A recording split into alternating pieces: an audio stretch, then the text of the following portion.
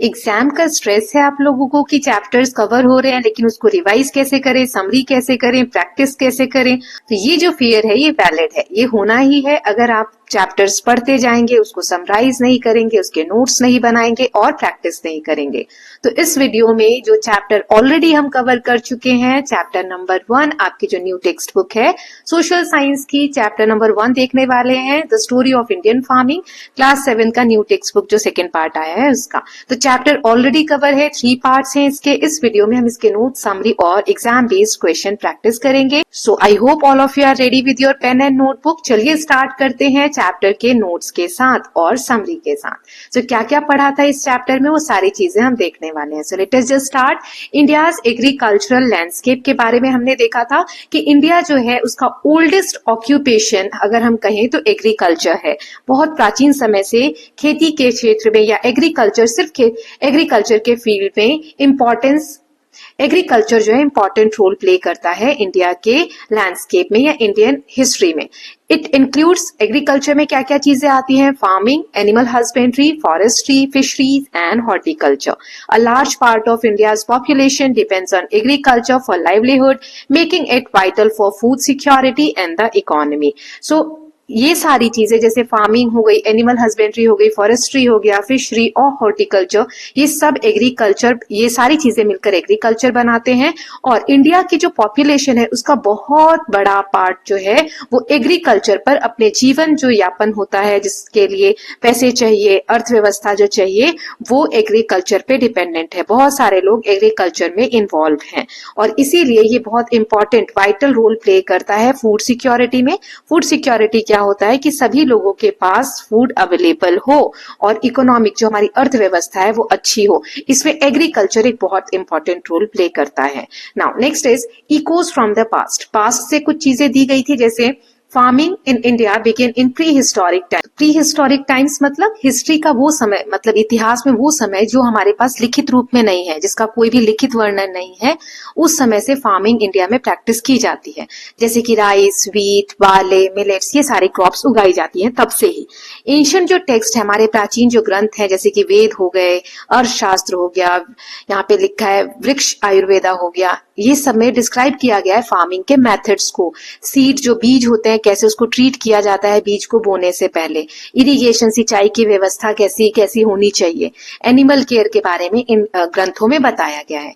Traditional जो practices हैं जैसे कि इंटरक्रॉपिंग और ग्राफ्टिंग, ये एडवांस एग्रीकल्चर नॉलेज को बताते हैं, हमारे जो प्राचीन समय से चलता आ रहा है। इंटरक्रॉपिंग में हमने देखा था कि जैसे कि एक खेत है तो उसमें फसलें जो है वो चेंज कर करके लगाना है ना, फसलों को चेंज करना। और ग्राफ्टिंग मतलब क्या होता है कि जैसे एक कोई फसल है उसमें कुछ अच्छी खासियत है और दूसरे में भी, तो दोनों को मिलाकर एक नया ब्रीड या नया पौधा तैयार करना। ठीक है, तो ग्राफ्टिंग मेथड भी हमने पढ़ा था चैप्टर में।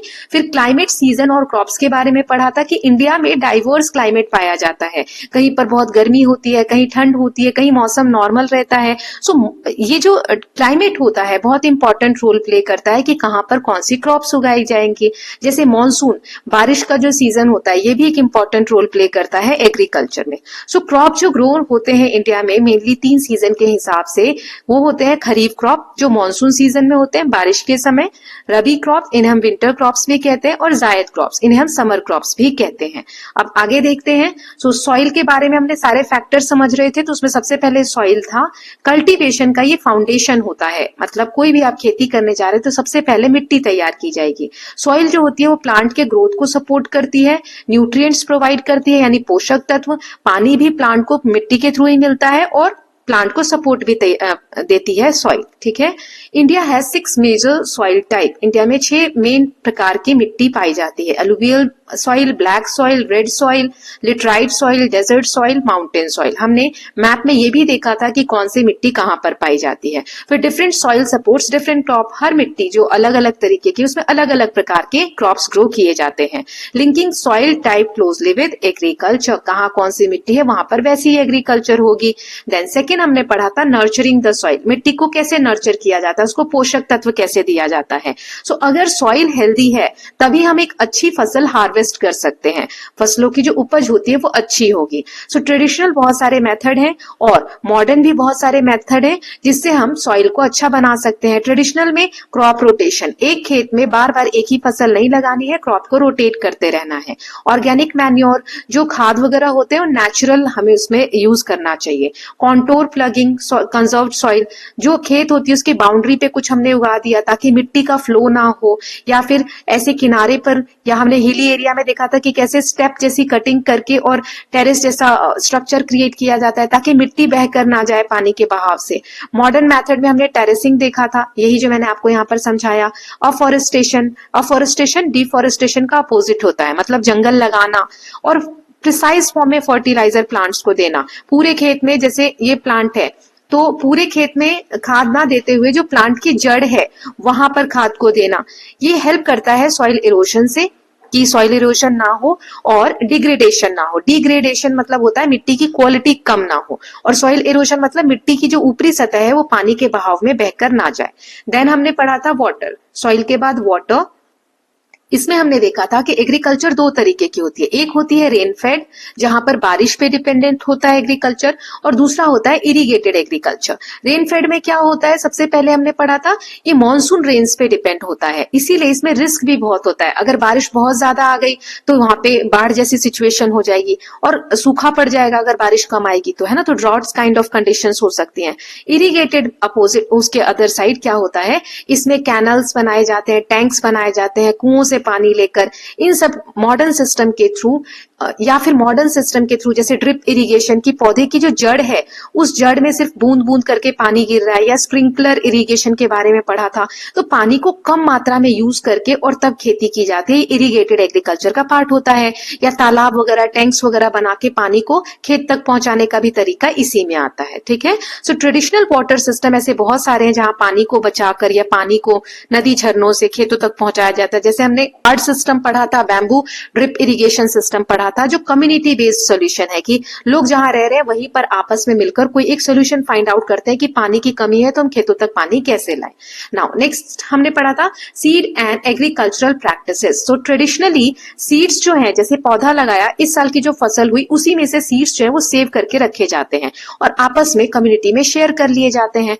मॉडर्न फार्मिंग जो है इसमें high yielding variety seeds use होते हैं, HYV जिन्हें हम बोलते हैं, जिनसे बहुत ज्यादा उपज होती है, प्रोडक्शन इंक्रीज होता है। लेकिन इसमें क्या होता है कि हम एक तरीके से डिपेंडेंट हो जाते हैं कंपनीज के ऊपर। कौन? फार्मर्स। जैसे बीज लगाए उन्होंने, HYV सीड्स उन्होंने खरीद के लगाए, बीज वगैरह, और जब फसल तैयार हुई तो प्रोडक्शन तो बहुत अच्छा होगा, लेकिन जो उसके बीज आप सेव करके रखोगे कि अगले साल भी हम इसी में से बीज लगा लेंगे, तो वो अच्छे से नहीं लगते हैं। तो इसका मतलब कंपनीज ऐसे बीज बनाती है कि हर साल फार्मर्स को उनसे खरीदना पड़े, इसलिए फार्मर कंपनीज पे डिपेंडेंट हो जाते हैं, जिस वजह से इसका क्रिटिसिज्म भी होता है।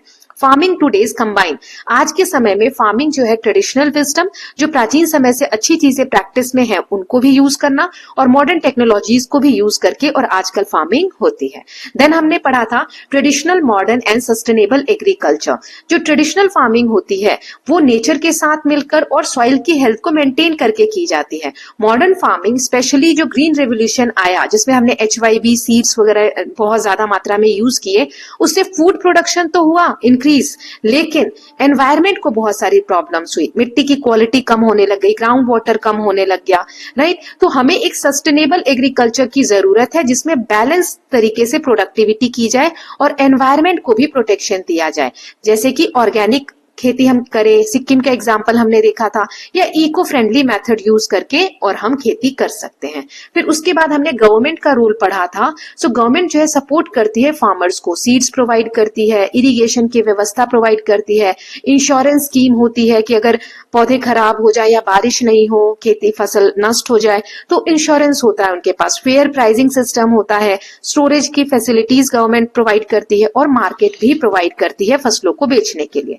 नए मेथड्स, एक हमने हाइड्रोफोनिक पढ़ा था, show future possibilities in farming, जहां पर मिट्टी कम है या मिट्टी की मात्रा नहीं है, जैसे सिटीज वगैरह है जहां पे खेती के लिए भूमि कम है, तो वहां पर हाइड्रोफोनिक, ऐसे प्लांट्स जिनको पानी में उगाया जा सकता है, उनको मिट्टी की जरूरत नहीं पड़ती, तो ये एक नया पॉसिबल तरीका हो सकता है फार्मिंग का। देन एट लास्ट चैलेंजेस कौन कौन से फेस करते हैं फार्मर्स, ये हमने पढ़ा था। सो जैसे स्मॉल लैंड होल्डिंग्स, हमने देखा था जनरेशन वाइज जो शेयर है खेतों में वो कम होता चला जाता है, भाइयों के बीच में बंटवारा हो जाता है, तो हम बड़ी मशीनरी छोटे छोटे हिस्से में यूज नहीं कर सकते। क्लाइमेट चेंज एक अलग चैलेंज है, पानी की कमी हो रही है, और राइजिंग कॉस्ट अफेक्ट्स फार्मर्स। ये सारे जो फैक्टर्स है ये फार्मर्स को अफेक्ट करते हैं। सो इन चैलेंजेस की वजह से फूड का प्रोडक्शन भी कम होता है और फार्मर की इनकम भी कम होती है, इसीलिए हमें सस्टेनेबल प्रैक्टिस की जरूरत है। सो ये होप एक प्रोवाइड करती है ताकि फ्यूचर अच्छा हो इंडियन एग्रीकल्चर का। तो ये सारे टॉपिक्स हमने देखे थे, इसके साथ हमने समरी देख ली। अब हम क्वेश्चन प्रैक्टिस कर लेते हैं। तो सबसे पहले ऑब्जेक्टिव्स देखेंगे, तो यहाँ पर ये 3 क्वेश्चन है, पहले क्वेश्चंस देखेंगे फिर आंसर्स देखेंगे। तो पहला क्वेश्चन है, agriculture includes farming along with which of the following. खेती के साथ साथ और क्या क्या एग्रीकल्चर में आता है? Mining and trade, animal husbandry, forestry या fisheries, banking and transport, manufacturing. Then which crop was cultivated in Ganga plain? 7th 8th millennium BC के अराउंड कौन सी चीजों की फसल उगाई जाती थी गंगा प्लेन में? Wheat, barley, rice, cotton.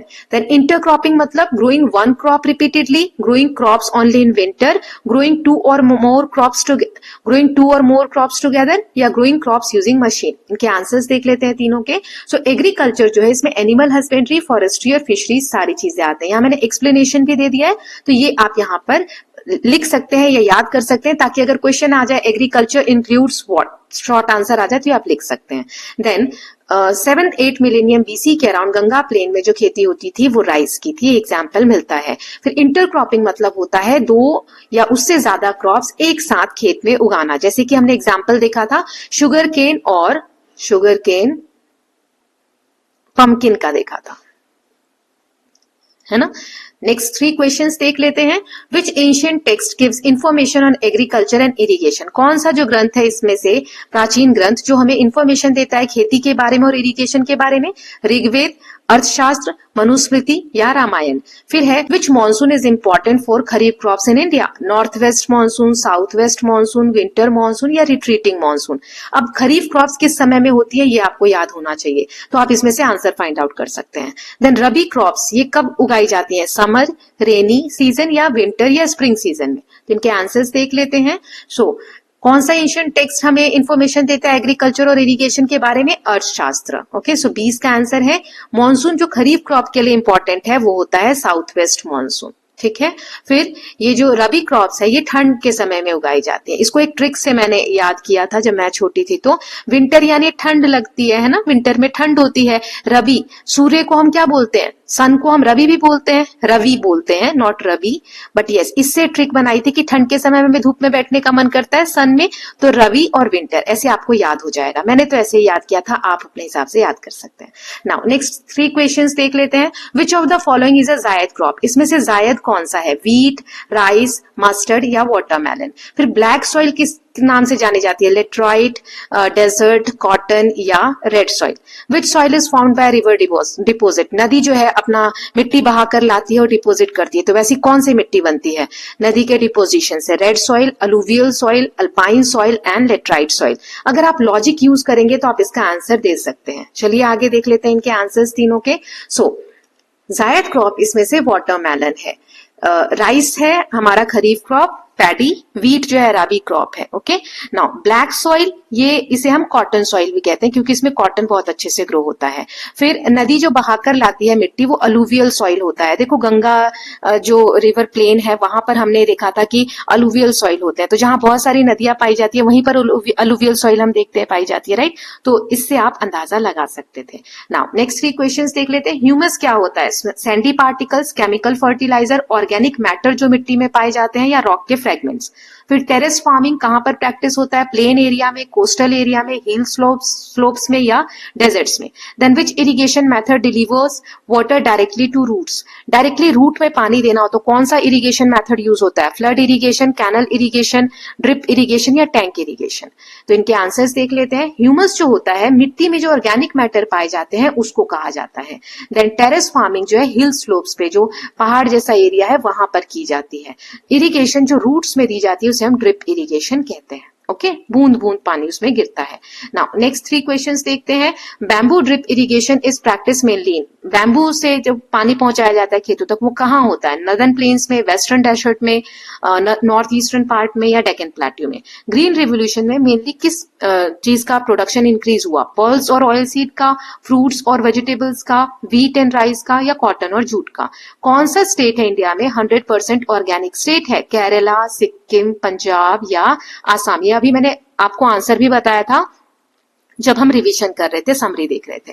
सो बैम्बू ड्रिप इरिगेशन जो है मेनली नॉर्थ ईस्टर्न पार्ट में होता है। ग्रीन रिवोल्यूशन से व्हीट और राइस की जो खेती है वो ज्यादा हुई थी, सी इसका आंसर है ना। देन 100% ऑर्गेनिक स्टेट कौन सा है? सिक्किम है। नाउ अब हमने ये ऑब्जेक्टिव क्वेश्चंस देख लिए, अब हम फिल इन द ब्लैंक्स देखेंगे। तो सबसे पहले ये 8 है, यहाँ पर देख लेते हैं। Agriculture is one of the dash occupation of humankind. The word agriculture comes from Latin word agri and dash. Rice, wheat, barley were staple crops of the dash civilization. Growing 2 crops together, 2 फसलें एक साथ लगाए तो उसे हम क्या कहते हैं? India has dash major soil types. The thin upper layer of earth crust is called dash. Black soil is formed from dash rocks. Kharif crops depend mainly on dash monsoon. तो चलिए आंसर देख लेते हैं। Agriculture is one of the oldest, पहले में आएगा oldest occupation of humankind. Agriculture Latin word agri और culture से मिलकर बना है। राइस, व्हीट, बार्ले जो है स्टेपल मतलब रोजमर्रा का खाना हुआ करता था ये हड़प्पन सिविलाइजेशन में। 2 क्रॉप्स जब हम साथ में उगाते हैं या उससे ज्यादा तो उसे हम इंटरक्रॉपिंग कहते हैं। इंडिया में 6 तरीके की मेजर सॉइल टाइप्स पाई जाती हैं। जो अर्थ क्रस्ट की अपर लेयर, सबसे ऊपरी लेयर होती है, उसे हम सॉइल कहते हैं। फिर ब्लैक सॉइल जो है वो फॉर्म होता है वोल्केनिक रॉक से। खरीफ क्रॉप अभी मैंने आपको बताया था साउथ वेस्ट मानसून पे डिपेंडेंट होता है। नाउ नेक्स्ट देख लेते हैं 9th वाला। Rabi crops are grown in dash season. Humus क्या हेल्प करता है सॉइल का रिटेन करने में? Dash. Traditional irrigation system include phad and dash drip irrigation. Drip irrigation is also called dash irrigation. High yielding seeds were introduced during the dash revolution. Sustainable agriculture, इसमें क्या avoid करते हैं? Excessive use of dash fertilizers. Hydroponic grows plants without using dash. तो ये सारे अभी मैंने summary में भी बताए थे। तो रबी क्रॉप्स कौन से सीजन में होते हैं? विंटर में। यह भी ट्रिक भी बताई थी। ह्यूमस जो है वो मॉइस्चर रिटेन करने में काम करते हैं सॉइल का। फिर ट्रेडिशनल इरिगेशन सिस्टम में फार्ड है और बैम्बू ड्रिप इरिगेशन सिस्टम है ना, बैम्बू फिल होगा। ड्रिप इरिगेशन को हम ट्रिकल इरिगेशन भी कहते हैं। हाई यील्डिंग सीड्स जो है ग्रीन रिवोल्यूशन के दौरान लॉन्च हुए थे या इंट्रोड्यूस किए गए थे। सस्टेनेबल एग्रीकल्चर में हम केमिकल फर्टिलाइजर यूज नहीं करते, ऑर्गेनिक यूज करते हैं। हाइड्रोफोनिक वो प्लांट्स होते हैं जो बिना मिट्टी के ग्रो किए जाए, है ना, पानी में ग्रो हो जाए। तो ये हमने 15 देख लिए फिल इन द ब्लैंक्स। अब हम शॉर्ट आंसर क्वेश्चंस देख लेते हैं। तो यहाँ पर आप देख सकते हो 15 शॉर्ट आंसर क्वेश्चन है। यहाँ पॉज करके आप लिखने का ट्राई करोगे। मैं यहाँ डायरेक्ट क्वेश्चन के साथ आंसर्स भी लेने वाली हूँ। तो चलिए स्टार्ट करते हैं कि करके। पहला है व्हाट इज एग्रीकल्चर। तो इसका एक लाइन, एक वर्ड, ऐसे किसी भी फॉर्म में आप आंसर कर सकते हैं। सो एग्रीकल्चर एक प्रैक्टिस है जिसमें सॉइल को प्रिपेयर किया जाता है, क्रॉप्स को ग्रो किया जाता है, एनिमल को रियर किया जाता है फॉर ह्यूमन यूज। ठीक है। फिर 2 हमें अलाइड एक्टिविटीज बतानी है एग्रीकल्चर की, जो एग्रीकल्चर से जुड़ी हुई एक्टिविटीज है, एनिमल हस्बेंड्री एंड फिशरीज। कोई से भी 2 आप लिख सकते हो। इंटरक्रॉपिंग क्या होता है? तो it is the method in which 2 or more crops grown together in the same field. Name 2 crops grown in ancient India, rice and wheat. Now next, what is monsoon. Monsoon क्या होता है? तो monsoon एक seasonal wind होती है जो rainfall लेकर आती है इंडिया में। 3 क्रॉपिंग सीजन कौन कौन से हैं? खरीफ, राबी एंड जायद। अलूवियल सॉइल क्या है? Soil formed by river deposit, जो नदियां डिपोजिट करती हैं और ये बहुत न्यूट्रिएंट से भरी हुई होती हैं। Why is soil important for farming. खेती के लिए सॉइल क्यों जरूरी है? सो सॉइल प्रोवाइड न्यूट्रिएंट्स, मिट्टी से ही न्यूट्रिएंट्स मिलते हैं प्लांट को, right. And soil provides nutrients, water and support to the plant. Now what is crop rotation. जब हम डिफरेंट क्रॉप्स को सेम फील्ड में सीजन के हिसाब से चेंज करते रहते हैं ताकि सॉइल की फर्टिलिटी मेंटेन हो, तो उसे हम क्रॉप रोटेशन कहते हैं। रेन फेड एग्रीकल्चर क्या होता है? ऐसी फार्मिंग मेथड जो पूरी तरीके से रेनफॉल पे डिपेंडेंट हो। Then name 1 traditional irrigation method, phad system. एक और आप मुझे कमेंट सेक्शन में बता सकते हैं। ड्रिप इरिगेशन क्या है? A method where water is delivered slowly to plants root, जहां पेड़ की जड़ों में जो ड्रॉप करके पानी दिया जाता है। Then what are high yielding variety seeds. High HYV seeds क्या होते हैं? ये सीड्स जो होते हैं साइंटिफिकली डेवलप किए जाते हैं ताकि उपज बहुत ज्यादा मिल सके। What is sustainable agriculture?